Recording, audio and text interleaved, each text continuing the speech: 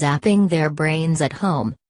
Earlier this month, in the journal Annals of Neurology, 4 neuroscientists published an open letter to practitioners of do-it-yourself brain stimulation. These are people who stimulate their own brains with low levels of electricity, largely for purposes like improved memory or learning ability. The letter, which was signed by 39 other researchers, outlined what is known and unknown about the safety of such non-invasive brain stimulation, and asked users to give careful consideration to the risks. For the last 3 years, I have been studying DIY brain stimulators. Their conflict with neuroscientists offers a fascinating case study of what happens when experimental tools normally kept behind the closed doors of academia, in this case, transcranial direct current stimulation, are appropriated for use outside them. Neuroscientists began experimenting in earnest with transcranial direct current stimulation about 15 years ago.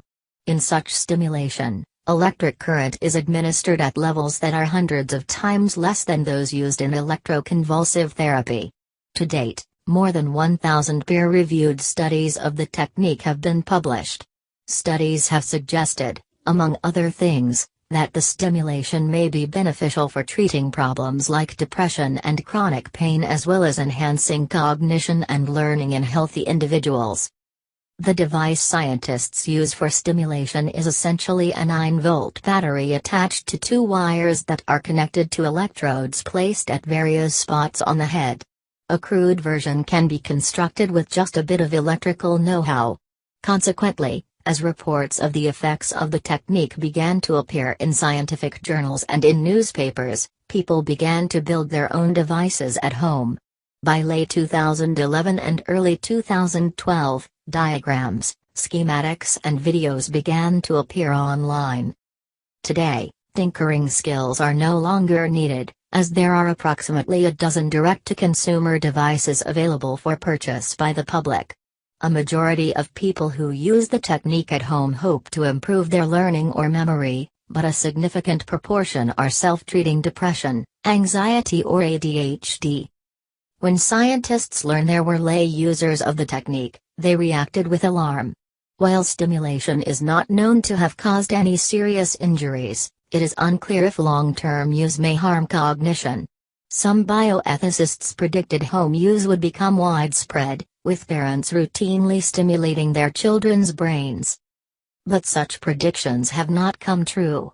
Home use remains a subculture, part of the contemporary movement to hack one's body, using supplements, brain training games and self-tracking devices, to optimize productivity. And while DIY brain stimulators are often characterized as reckless and foolhardy, my research has led me to view them differently. I have conducted long interviews with dozens of DIY stimulators, both in person and via Skype, collected hundreds of questionnaire responses, and tracked online forums, websites, blogs and other platforms on which practitioners communicate. I've found that they are, for the most part, astute, inventive and resourceful.